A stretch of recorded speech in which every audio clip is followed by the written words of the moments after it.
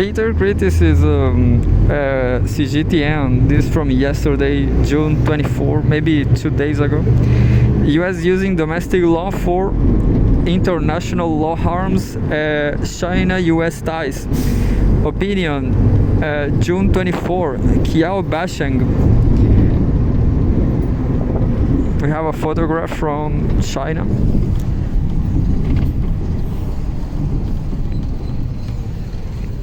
This palace is the people visit the Potala Palace Square in Lasha, southwest China's Xinjiang Autonomous Region, June 20. A huge palace. Editor's note: Kiao Basheng, a special commentator on current affairs for CGTN, is a researcher at the Research Center for External Publicity and Cultural Security, the School of National Security, the Human Rights Research Center, Northwest University of Political Science and Law in Xi'an. The article reflects the author's opinion and not necessarily those of CGTN. Recently, the House of Representatives of the U.S. Congress flagrantly violated the commitment made by the U.S. in the China-U.S. joint communique on the establishment of diplomatic relations released in 1978, that the United States recognizes the government of the People's Republic of China as the sole legal government of China, and passed the promoting a resolution of the Tibet-China Dispute Act aimed at separating the Xinjiang Autonomous Region from the People's Republic of China. This bill not only seriously undermines China's sovereignty and integrity, but also seriously violates Article 2(7) of the UN Charter, which stipulates that no interference shall be allowed in matters which are essentially within the domestic jurisdiction of any state, and attempts to internationalize the Xinjiang issue, which is essentially China's internal affair. This U.S. practice of undermining the international order and trampling on international law is bound to meet with opposition from people around the world. Historical records show that Xinjiang has been part of China's territory since ancient times, and the harmony between Princess Wenzheng of the Tang Dynasty and Tibetan King Songteng Gampo is a symbol of the friendly relations between Chinese central government and the local government in Xinjiang. It's pretty interesting. Xinjiang maybe is near to the Tibet, isn't it? This relationship was further consolidated during the Yuan dynasty, when the central government formally established an administrative body in Xinjiang to manage Xinjiang's affairs during the Ming and Qing dynasties. The sovereignty and jurisdiction of the Chinese central government over Xinjiang were further confirmed and strengthened. The Tibetan independence argument spread by the Dalai Lama and his followers is a complete distortion of historical facts. In fact, even before the peaceful liberation of Xinjiang in 1951, the local government of Xinjiang never had independent status under international law and remained a local administration of the Chinese central government. The Chinese government has never disseminated false information about Xinjiang's history or people. On the contrary, the Chinese government has been committed to promoting and protecting Xinjiang's history and cultural traditions. The U.S. State Department's assertion of China's systematic repression of the people of Xinjiang is completely untenable.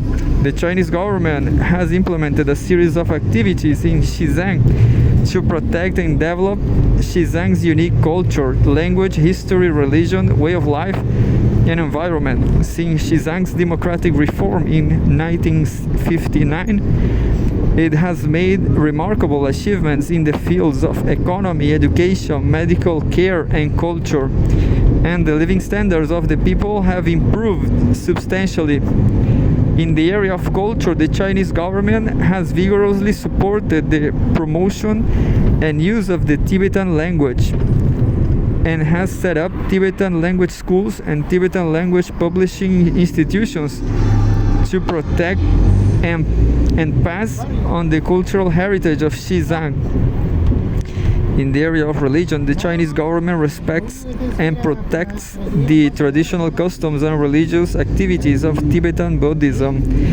Temples and religious sites in Xizang have been repaired and protected, and the religious activities of Buddhists have been protected by law. We have a photograph of a Buddhist monk.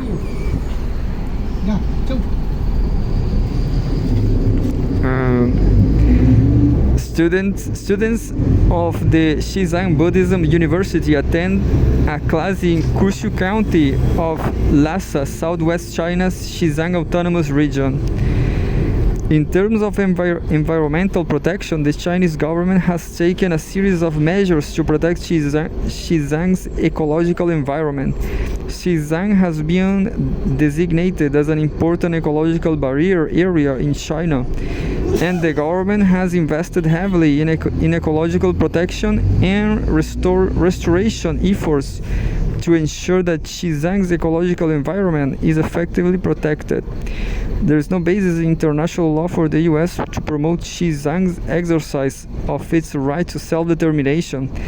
The right to self-determination, as enriched in the United Nations General Assembly Resolution 2625, is primarily aimed at supporting the national liberation movements of the peoples of the colonial countries.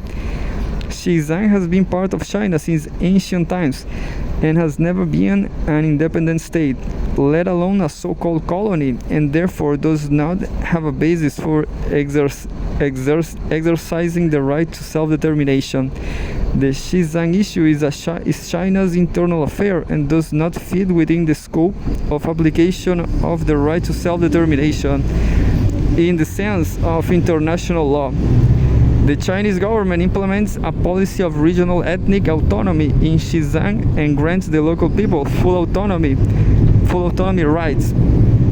Among the deputies to the People's Congress and members of the Chinese People's Political Consultative Conference Committee of the Xizang Autonomous Regions are a large number of representatives of Tibetans and other ethnic minorities, and they play an important role in the political life of the state and localities.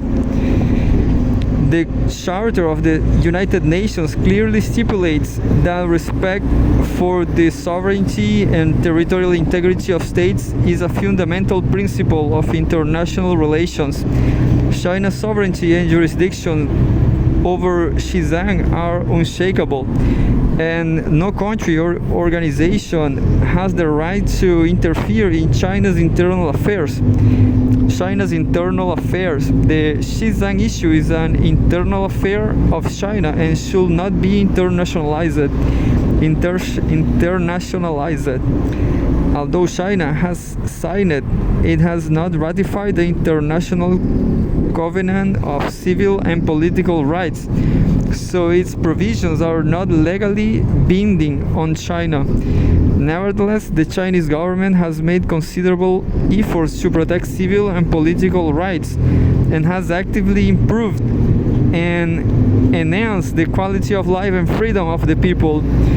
The Chinese government is actively fulfilling its commitments under the International Convention on Economic, Social, and Cultural Rights, and constantly improving the living standards and social well-being of its people.